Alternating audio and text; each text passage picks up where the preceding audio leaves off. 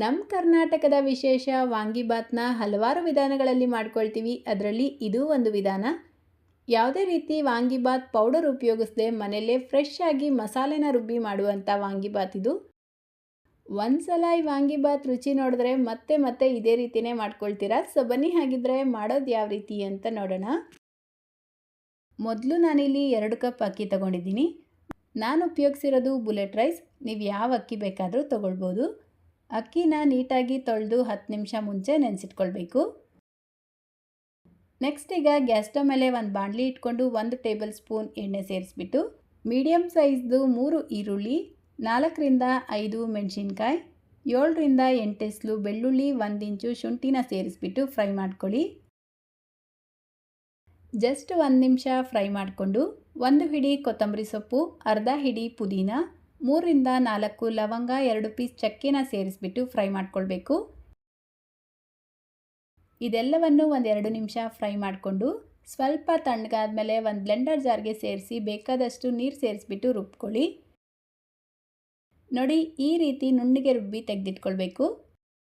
ಈಗ gas stove ಮೇಲೆ ಒಂದು ಪ್ರೆಷರ್ ಕುಕ್ಕರ್ ಇಟ್ಕೊಂಡು 4 ಟೇಬಲ್ ಸ್ಪೂನ್ ಎಣ್ಣೆ ಸೇರಿಸ್ಬಿಟ್ಟು ಚಕ್ಕೆ, ಲವಂಗ, ಏಲಕ್ಕಿ, ಸ್ಟಾರ್ ಹೂವು, ಸ್ವಲ್ಪ ಜೀರಿಗೆನ ಸೇರಿಸ್ಕೊಂಡು ಕಟ್ ಮಾಡಿ ಇಟ್ಕೊಂಡಿರುವಂಥ 4 ಬದನೆಕಾಯಿನ ಸೇರಿಸ್ಕೊಳ್ತಾ ಇದ್ದೀನಿ.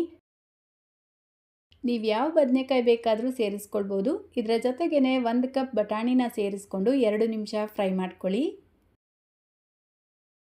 ಈಗ ಇದಕ್ಕೆ ರುಬ್ಬಿಟ್ಕೊಂಡಿರುವಂಥ ಮಸಾಲೆ ಏನಿದೆ ಅದನ್ನು ಸೇರಿಸ್ಕೊಂಡು ಜಸ್ಟ್ ಈ ರೀತಿ ಮಿಕ್ಸ್ ಮಾಡಿಬಿಟ್ಟು ಇದರ ಜೊತೆಗೇ ಮೀಡಿಯಮ್ ಸೈಜ್ದು 3 ಟೊಮೆಟೊನ ಪೇಸ್ಟ್ ಮಾಡಿಬಿಟ್ಟು ಸೇರಿಸ್ಕೊಂಡಿದ್ದೀನಿ.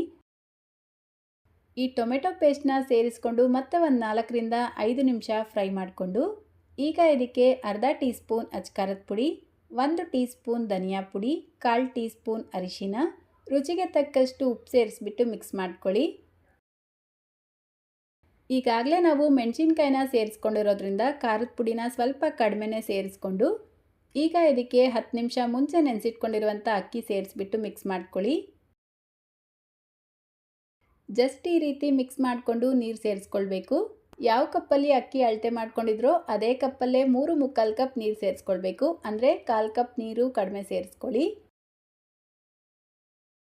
ನೋಡಿ, ನೀರು ಕುದಿಯೋಕ್ಕೆ ಸ್ಟಾರ್ಟ್ ಆಗಿದ ತಕ್ಷಣ ಇದಕ್ಕೆ 1 ಟೇಬಲ್ ಸ್ಪೂನ್ ತುಪ್ಪ, ಜಜ್ಜಿಟ್ಕೊಂಡಿರುವಂಥ ಚಿಕ್ಕದು 1 ಈರುಳ್ಳಿನ ಸೇರಿಸ್ಕೊಳ್ಳಿ. ಫ್ಲೇವರ್ ಚೆನ್ನಾಗಿರುತ್ತೆ. ಇದೆಲ್ಲವನ್ನು ಸೇರಿಸ್ಬಿಟ್ಟು ಜಸ್ಟ್ ಒಂದು ಸಲ ಮಿಕ್ಸ್ ಮಾಡಿಬಿಟ್ಟು ಲಿಡ್ನ ಕ್ಲೋಸ್ ಮಾಡಿ ಹೈ ಫ್ಲೇಮಲ್ಲೇ 1 ವಿಷಲ್ ಕೂಗಿಸ್ಕೊಳ್ಬೇಕು. 1 ವಿಷಲ್ ಕೂಗಿಸ್ಕೊಂಡು ಪ್ರೆಷರ್ ರಿಲೀಸ್ ಆಗಿದ ತಕ್ಷಣ ಲಿಡ್ ಓಪನ್ ಮಾಡಿಕೊಂಡ್ರೆ ಘಮ ಘಮ ಅಂತ ಸಖತ್ ಟೇಸ್ಟಿಯಾಗಿರುವಂಥ ವಾಂಗಿಬಾತ್ ರೆಡಿಯಾಗಿರುತ್ತೆ. ಯಾವುದೇ ರೀತಿ ವಾಂಗಿಬಾತ್ ಪುಡಿ ಉಪಯೋಗಿಸ್ತೀರಾ ಒಂದ್ಸಲ ಈ ರೀತಿ ಮಸಾಲೆನ ರುಬ್ಬಿ ನಾಟಿ ಸ್ಟೈಲಲ್ಲಿ ವಾಂಗಿಬಾತ್ನ ಟ್ರೈ ಮಾಡಿ ನೋಡಿ. ಸಖತ್ ಅಂದರೆ ಸಖತ್ತಾಗಿರುತ್ತೆ. ರೆಸಿಪಿ ಇಷ್ಟ ಆಗಿದ್ರೆ ಲೈಕ್, ಶೇರ್, ಕಮೆಂಟ್ ಮಾಡೋದನ್ನು ಮರಿಬೇಡಿ. ಚಾನೆಲ್ನ ಹೊಸದಾಗಿ ನೋಡ್ತಾ ಇದ್ರೆ ಸಬ್ಸ್ಕ್ರೈಬ್ ಮಾಡ್ಕೊಳ್ಳಿ. ಫೇಸ್ಬುಕ್ಕಲ್ಲಿ ನೋಡ್ತಾ ಇದ್ರೆ ಫಾಲೋ ಮಾಡ್ಕೊಳ್ಳಿ ಅಂತ ಹೇಳ್ತಾ ಇದೇ ರೀತಿ ಮತ್ತೊಂದು ರೆಸಿಪಿಯೊಂದಿಗೆ ಸಿಗೋಣ. Thank you.